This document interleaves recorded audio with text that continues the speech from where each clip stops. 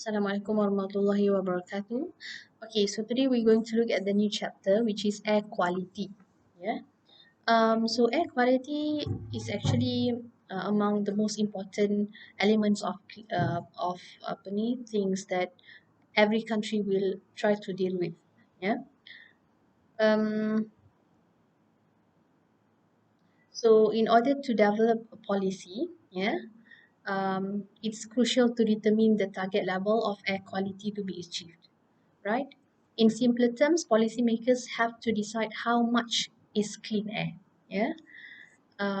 Ataupun kita kata how clean is clean air, yeah. Many factors influence the standard setting process, yeah, such as technological factors, feasibility, yeah, energy requirements, and economic considerations. Um, More fundamentally, this process involves making a determination about which substances present a risk to society. Yeah, so which means that in order for us to to develop a policy, it's it's crucial to identify the substance in the air, yeah, which will actually harm to the society, harm people. So sebab tu penting untuk kita kenal pasti di mana satu bahan yang menyebabkan risiko yang tinggi kepada society, yeah.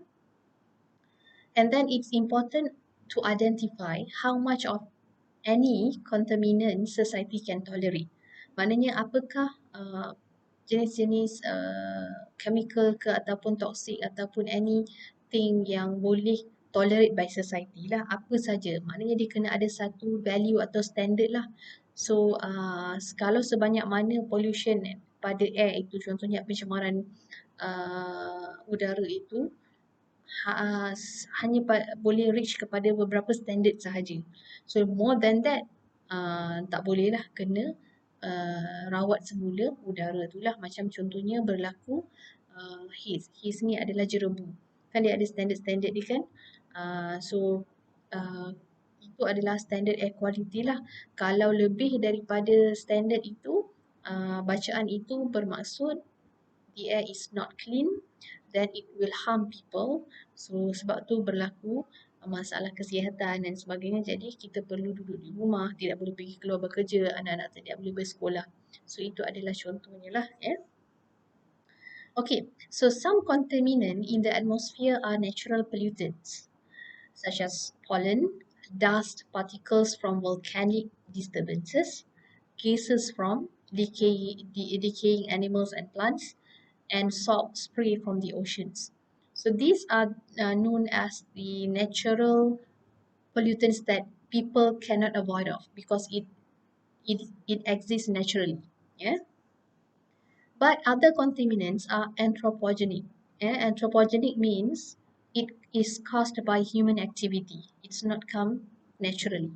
Yeah.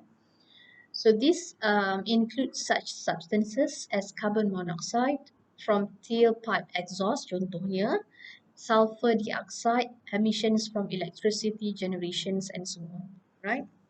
So these types of pollutants are controllable, but to avoid it completely, incurring the unrealistic opportunity cost of no industrial activity at all. So in order to get rid of this chemical, in order to get rid of this air pollution, we need to sacrifice the industrial activity, which is not realistic. Betul tak? Kita tak boleh nak sacrifice industry activity, ya, construction activity, manufacturing activity semata-mata untuk clean air. Betul tak? Jadi nanti tak berkembanglah ekonomi negara itu. Ya. So it's important for the nation to determine the acceptable level of air pollution. Ya, maknanya sampai mana saja yang boleh pencemaran ini berlaku. Okay. Okay, so we look at the sources of air pollutants. It is important to determine which pollutants are most responsible for air pollution and setting the level at which to control them. Yeah, so it's important, yeah, to know the pollutant level and way to control the pollution. So in the United States, official reports called criteria documents present scientific evidence on the properties and effective of any known or suspected pollutant. This evidence is used to identify common air pollutants known to present a risk to health and the environment. Officially, these criteria pollutants are identified substances known to be hazardous to health and welfare. So ini yang berlaku di US. US ini cara dia untuk kenal pasti bahan yang ada di dalam udara yang menyebabkan pencemaran, dan juga dengan ini dia boleh nak implement polisi-polisi yang tertentu untuk control the pollution. Okay, so we look at the substance ataupun we look at the sources of pollutants. The first one is hazardous air pollutants ataupun kita panggil sebagai air toxics. So these are non-criteria pollutants that may contribute to irreversible illness or increased mortality. So ini hazardous air pollutant. Kedua, greenhouse gases atau GHGs. Are those substances collectively responsible for absorption process that naturally warms the earth. So ini macam global warming lah yang menyebabkan pemanasan pada dunia. This group of pollutant includes apa jenis-jenis pollutant yang ada dalam greenhouse gases ini. The first one is carbon dioxide, methane, nitrous oxide, hydrofluorocarbons, perfluorocarbons, and sulfur hexafluoride. So these are the substance yang akan menyebabkan dunia ini panas. Panas. Okay.